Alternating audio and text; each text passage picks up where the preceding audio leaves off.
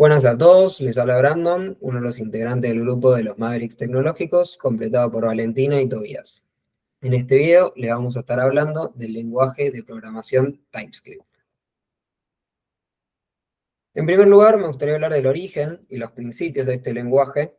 La base de TypeScript fue desarrollada alrededor de 2010 por un equipo de Microsoft y tras 2 años de desarrollo se anunció públicamente por primera vez el 1 de octubre de 2012. La motivación principal detrás de TypeScript fue mejorar el desarrollo de aplicaciones JavaScript a gran escala. JavaScript es un lenguaje dinámico y sin tipos, lo que puede llevar a errores difíciles de detectar durante el desarrollo. TypeScript se diseñó para agregar características de tipado estático, lo que permite detectar y prevenir errores en tiempo de compilación. Entonces, en lugar de reinventar el lenguaje con una sintaxis completamente nueva, simplemente sus creadores, Steve Luco y un equipo de más de 50 personas, que incluía Anders Helsberg, que es el lead architect de C#, modificaron la programación de JavaScript. No solo eso, sino también hicieron que este nuevo código fuera opcional. Y así nació el lenguaje TypeScript. Por esta razón, se lo denomina como un superconjunto o superset de JavaScript. Bueno, yo soy Valen y voy a seguir hablando de los usos de TypeScript y el primer motivo es el desarrollo web, al igual que JavaScript. ¿Por qué se utiliza para el desarrollo web? Bueno, hay varios ítems. El primero es la interactividad del lado del cliente. Es un lenguaje de programación del lado del cliente, lo que significa que se ejecuta en el navegador web del usuario. Esto permite crear páginas web interactivas y dinámicas, donde los elementos de la página pueden responder a eventos y acciones del usuario. Otros motivos es la amplia compatibilidad. Es compatible con todos los principales navegadores web modernos. El tercer motivo es los frameworks y las bibliotecas, que TypeScript y JavaScript cuentan con una gran cantidad de frameworks populares como React, Angular, Vue.js que facilitan el desarrollo web. El cuarto ítem es la integración con HTML y CSS. Y el quinto, que es muy importante, es que JavaScript y TypeScript tienen una gran comunidad de usuarios, entonces es muy fácil encontrar soluciones a los problemas o soporte para cualquier problema que tengamos en nuestro desarrollo. Por otro lado, uno de los usos, que justamente es el que nosotros nos enfocamos en este proyecto de la materia, es que nos permite desarrollar junto con Node.js diferentes proyectos utilizando TypeScript para implementar la lógica de nuestro proyecto, digamos, el backend. Otro de los motivos por los cuales utilizar TypeScript es que también nos permite implementar aplicaciones móviles usando React Native o NativeScript. Ahora vamos a hablar de para qué no es tan recomendable utilizar este lenguaje. En principio, para proyectos de pequeña escala, dado que nos introduce como un peso innecesario, que es, por ejemplo, el tipado estático, que con JavaScript solamente podríamos resolverlo perfectamente sin agregarle ningún tipo de complejidad. Y el segundo ítem, Data Science, es un tema bastante controversial. Se utiliza para el Data Science, pero hay algunos puntos a tener en cuenta. El primero es que TypeScript no permite o no tiene como una facilidad a list comprehensions como tiene Python, por ejemplo. Entonces, a utilizar listas largas o matrices para el manejo de los datos se hace bastante engorroso. Otro de los motivos es que no tiene la librería que tiene Python, por ejemplo, de NumPy, para el manejo de propiedades algebraicas y operaciones entre números. Y el último ítem es que no hay una gran comunidad dedicada a este uso en el lenguaje como hay para Python, entonces es mejor utilizar un lenguaje como Python que está más adaptado a este uso. Buenas, soy Tobías, el tercer integrante de los Mavericks Tecnológicos. Y bueno, ahora lo que me gustaría comentar un poco son los casos reales donde encontramos la utilización de este lenguaje. Por ejemplo, tenemos Microsoft Visual Studio Code, que es un editor de código desarrollado por Microsoft, que está construido con tecnologías web y gran parte de su código está escrito en TypeScript. Eligieron este lenguaje porque le ofrece beneficios como la detección temprana de errores, la refactorización segura y un sistema de autocomplementado sólido. Es por eso que muchos desarrolladores lo eligen, ya que le ofrece una gran variedad de herramientas y características que le ayudan al desarrollador a la hora de formular su código. Después, por ejemplo, tenemos Slack, que Slack lo que es una aplicación para la comunicación generalmente empresarial, pero que también está metiéndose en el mundo educativo. Por ejemplo, en esta materia lo utilizamos, que migraron su código a TypeScript justamente porque les ayudaba a mejorar la mantenibilidad de su código, le redujo errores en tiempos de de ejecución, y aceleró el desarrollo de nuevas características de su aplicación en general. Ahora, de lo que nos gustaría comentar un poco es respecto a la evolución del uso del lenguaje a nivel mundial.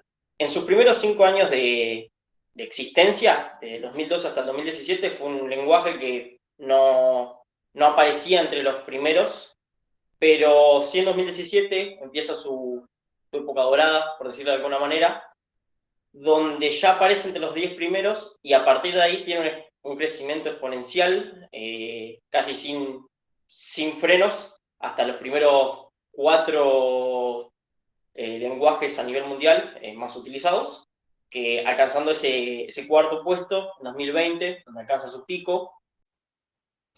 Ahora vamos a mirar un poco un gráfico que muestra la evolución, no de TypeScript en sí, pero de los frameworks que son compatibles con este lenguaje. Vemos que en 2016 teníamos solamente 4 y a lo largo de los años, a partir de 2018, se fueron sumando cada vez más, pero igualmente siguen estando en los primeros puestos Angular, React y Ember, que descendió un poco, pero sigue estando como en el top.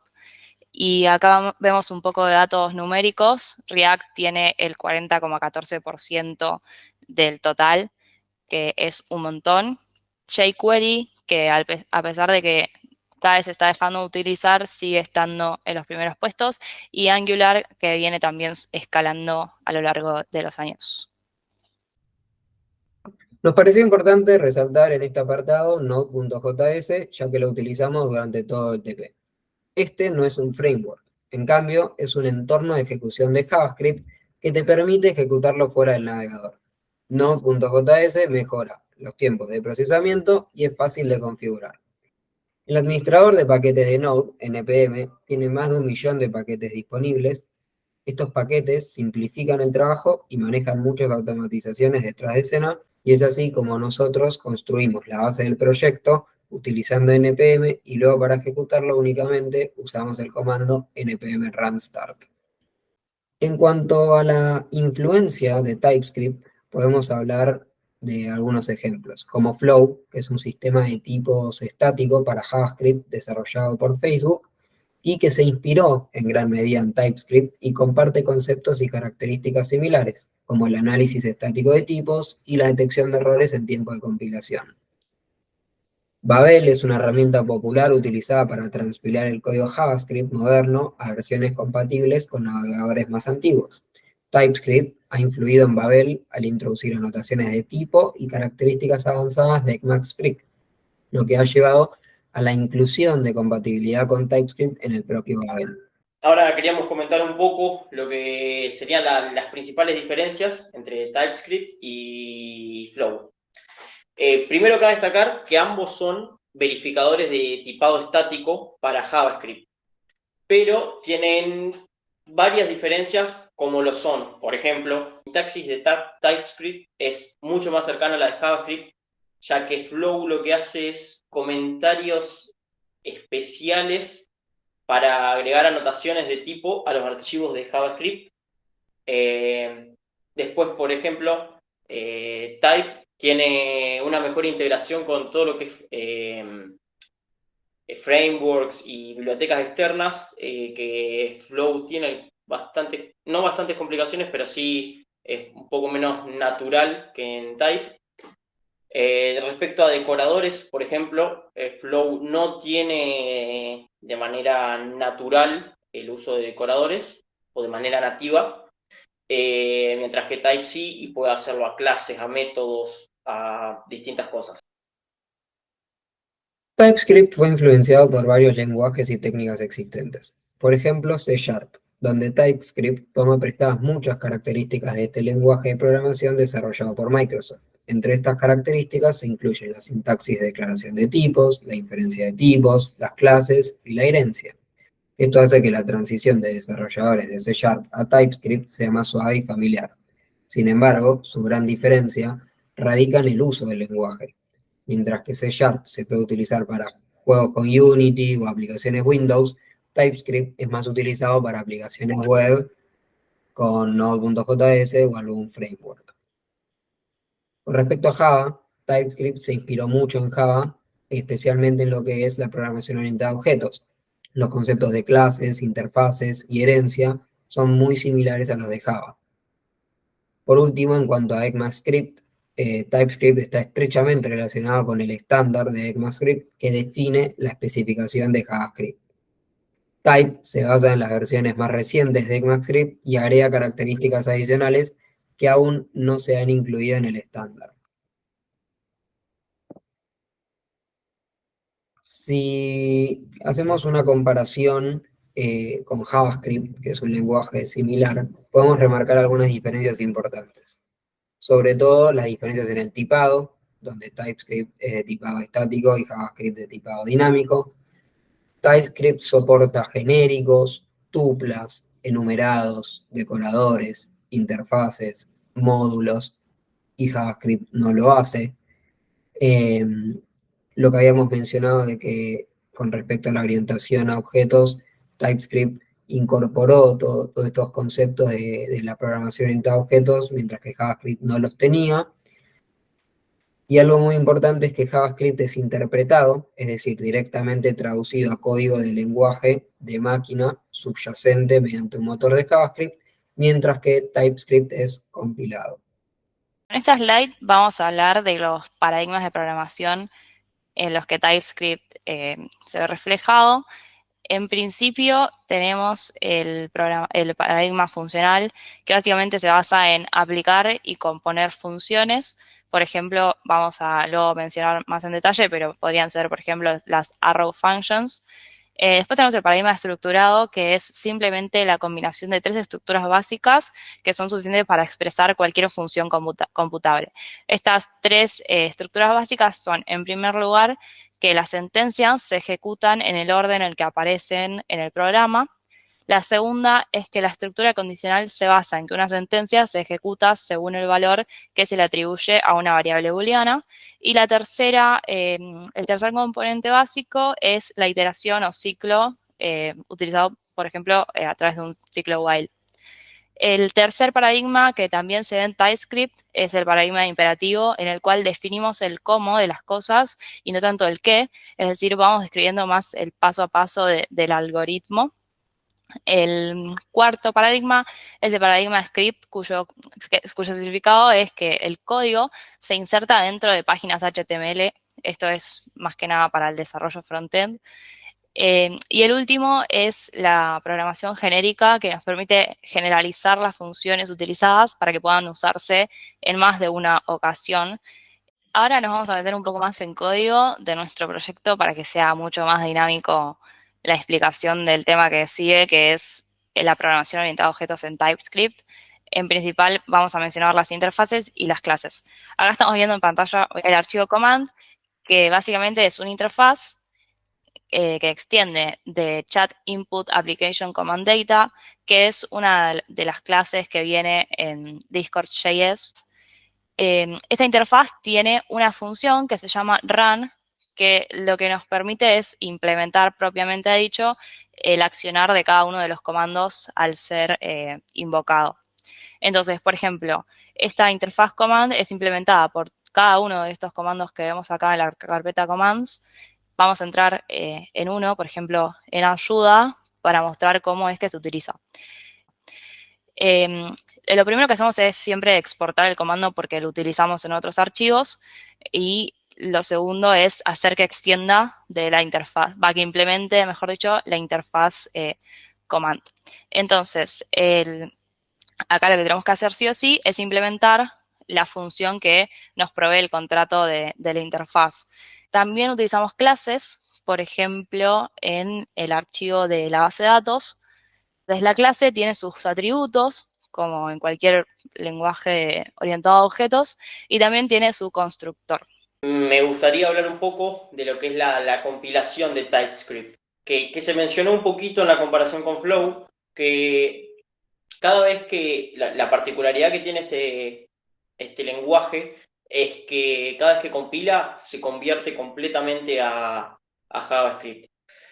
Esto es así, por ejemplo, porque JavaScript es compatible con todos los entornos, navegadores, todo, y TypeScript no lo es. Ese es uno de los tantos motivos. Los pasos a seguir son, bueno, primero, obviamente la escritura en TypeScript, principalmente se hace de esta manera para poder aprovechar características como el tipado estático, pero dentro de JavaScript. Eso es un poco también por lo que se hace. Para la compilación tiene que existir un archivo llamado tsconfig.json, donde definís, por ejemplo, las características o configuraciones de tu compilación. Perfecto. Después, por ejemplo, se ejecuta el compilador TSC, que nada, compila el código.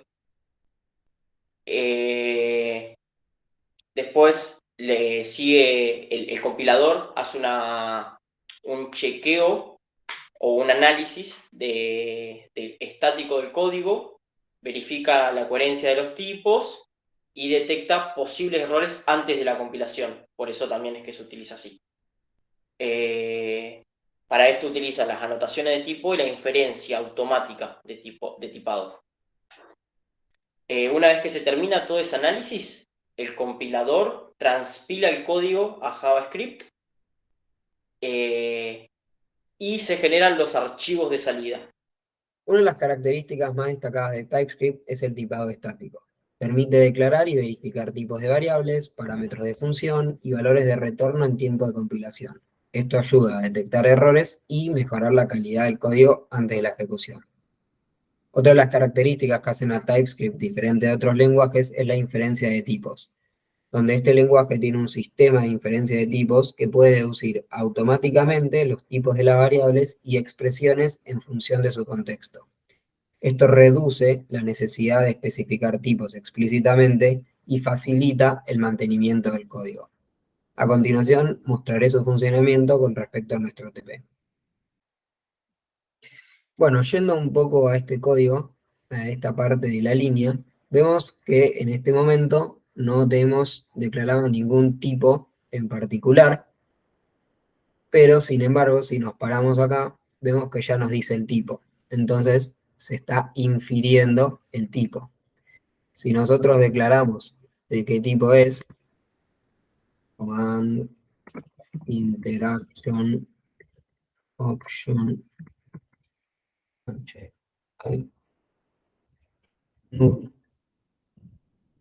esto remarca un poco lo del tipado estático. Vamos a ver que si yo, por ejemplo, quisiera ponerle, este es el tipo correcto, pero si yo le pongo string, me va a tirar un error, justamente por esto de las inferencias de tipos. Tanto en TypeScript como en OZ, las funciones son ciudadanas de primera clase. Esto se refiere a la capacidad de tratar las funciones como valores de primera clase.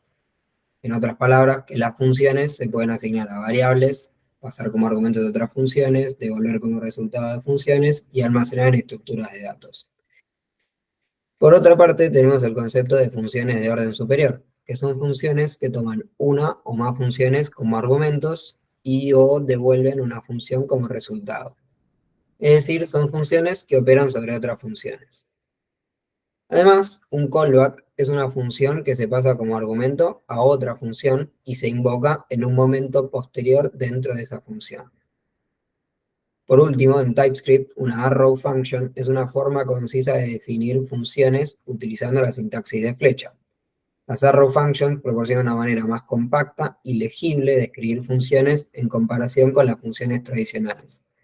Esta sintaxis se utiliza para definir funciones anónimas o lo que en otros lenguajes como Python y Java se conoce como funciones lambda.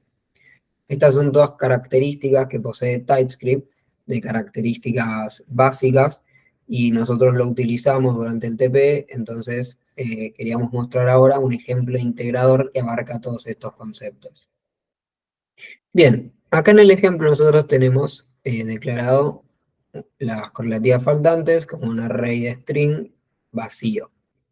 Y por cada correlativa de las correlativas del alumno, que está declarado acá, vemos si no está incluida esa correlativa en las materias aprobadas del alumno, que está definido acá. Si se cumple todo este if, entonces se pushea en correlativa faltante la correlativa. Ahora, todo esto se podría hacer de una forma más sencilla y aplicando los conceptos que mencioné recientemente, como directamente que correlativas faltantes sea correlativas usando el método filter, y por cada correlativa vamos a hacer una función anónima que haga el mismo chequeo que estábamos haciendo de el incluir la correlativa o no en el alumno materias. Correlativa. Entonces, acá, en esta línea que acabo de generar, podemos ver todos los conceptos que yo estaba mencionando. ¿Por qué? Porque sencillamente en lo que es correlativa, flechita, distinto alumno materia, punto includes correlativa, es la función de callback. Esto es una función anónima que se pasa como argumento al método filter, y en el callback se ejecuta para cada elemento del array correlativas y determina si debe ser incluido en el nuevo array de correlativas faltantes.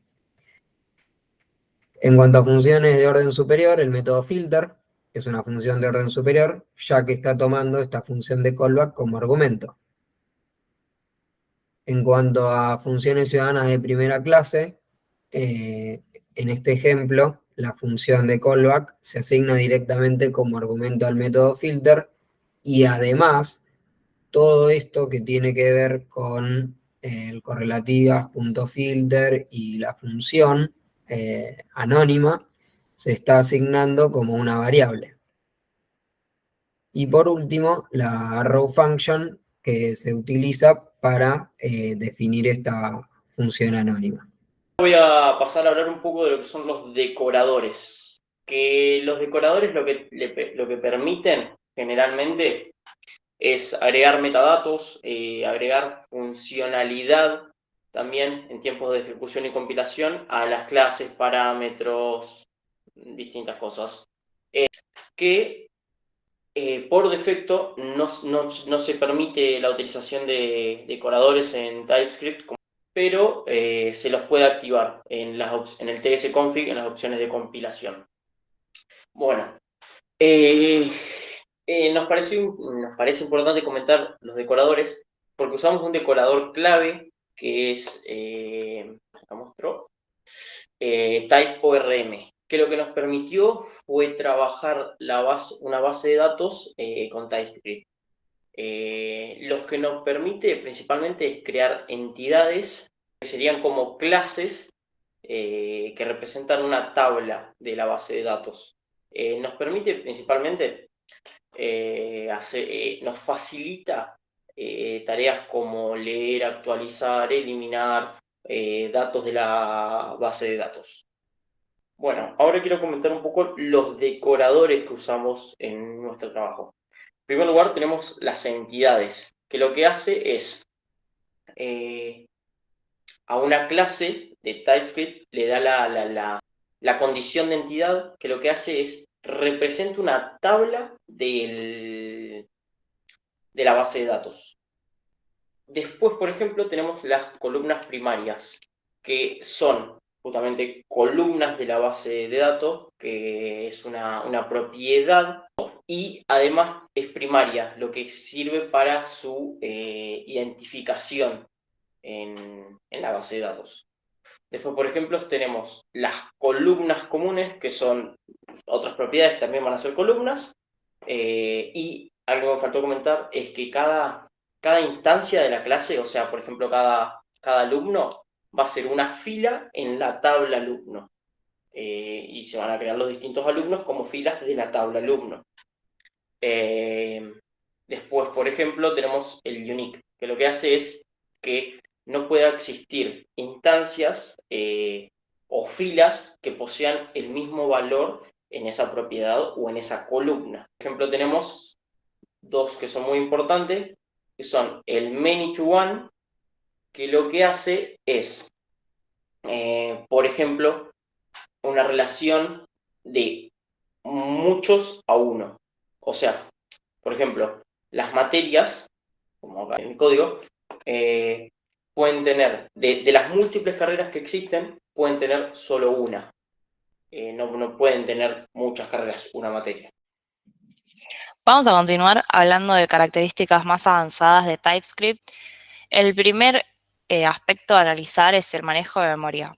A comparación de otros lenguajes como C, que tiene un manejo explícito de memoria, utilizamos por ejemplo malloc para reservar bloques de memoria, en TypeScript el manejo es implícito, es decir, es automático. Tiene lo que se llama un garbage collector, que básicamente es un programa que detecta cuando una variable ya no tiene referencias, entonces en ese caso decide liberar esa memoria. En TypeScript el ciclo de manejo de memoria básico es alocar, utilizar y luego liberar, como debe ser en cualquier lenguaje.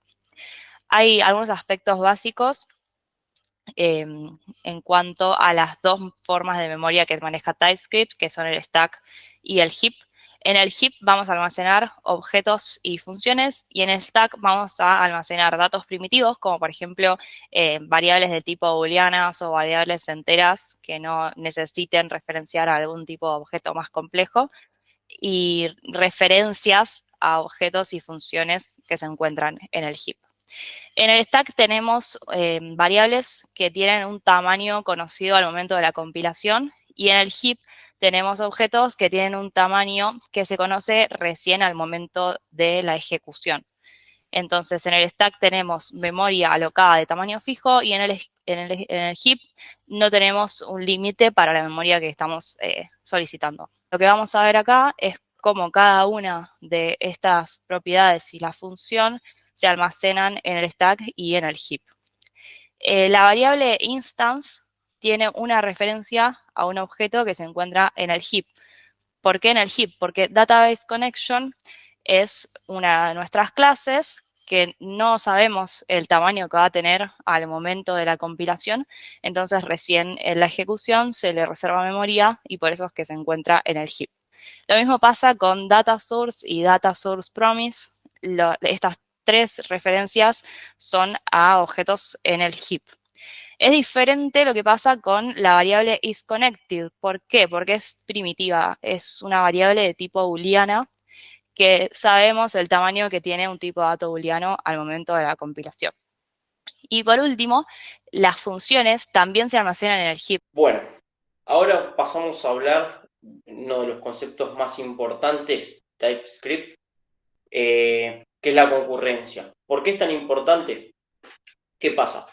TypeScript tiene una limitación, podríamos decirle, que solamente existe un hilo de ejecución, o en el código solamente se maneja un hilo. Por lo tanto, hay que manejar mucho de manera sincrónica. ¿qué quiero decir con asincronismo? El asincronismo es ejecutar tareas en distintas líneas de tiempo.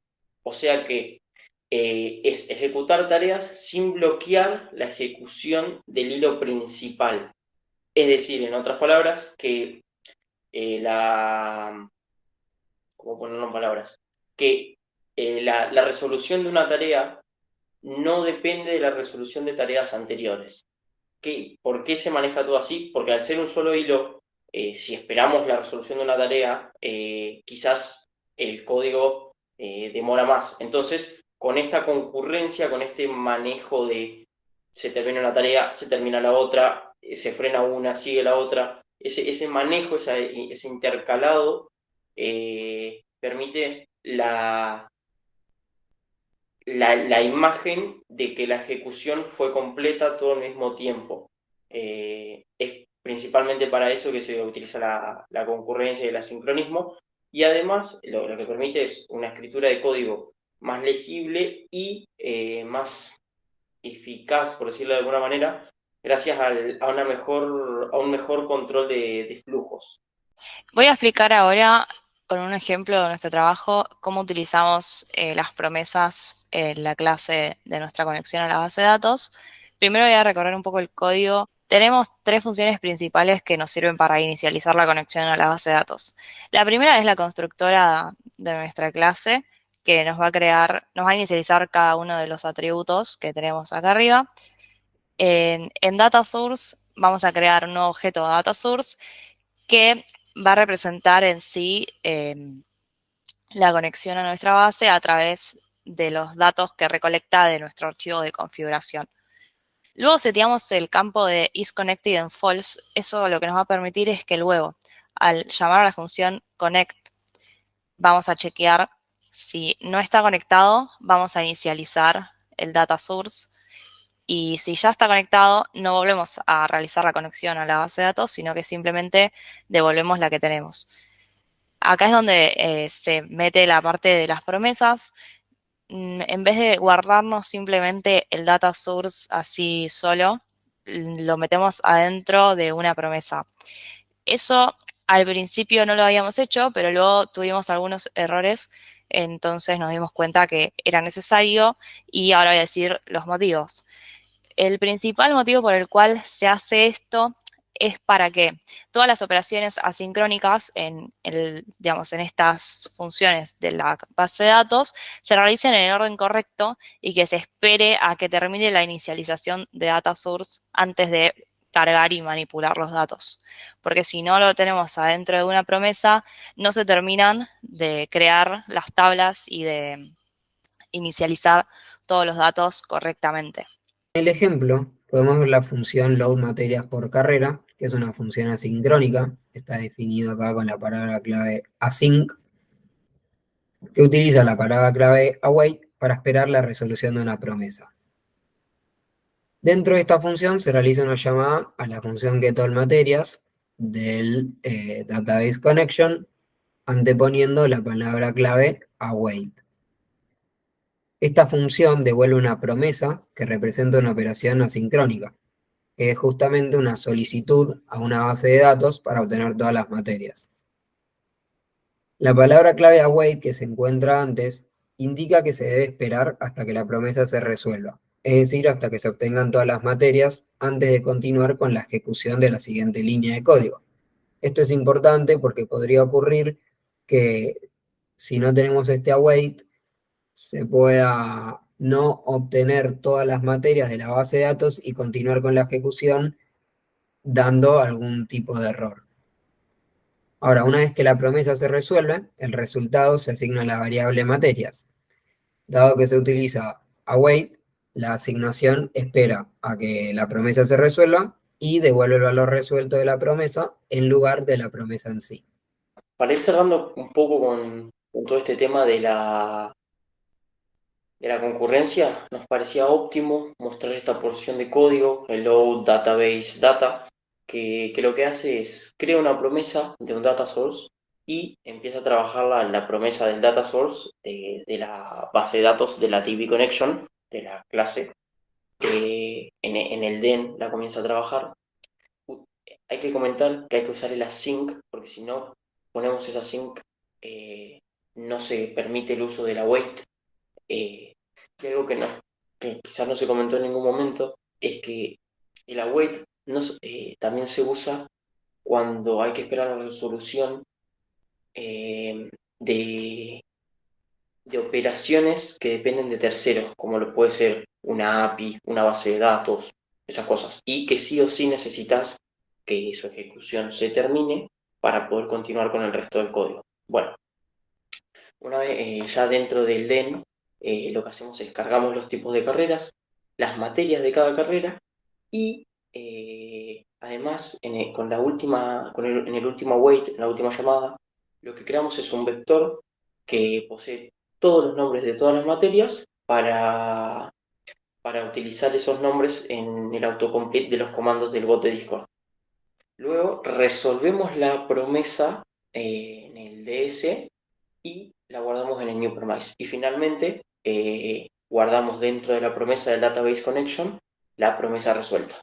Y ahí cierra todo el circuito de la creación de la base de datos y su carga.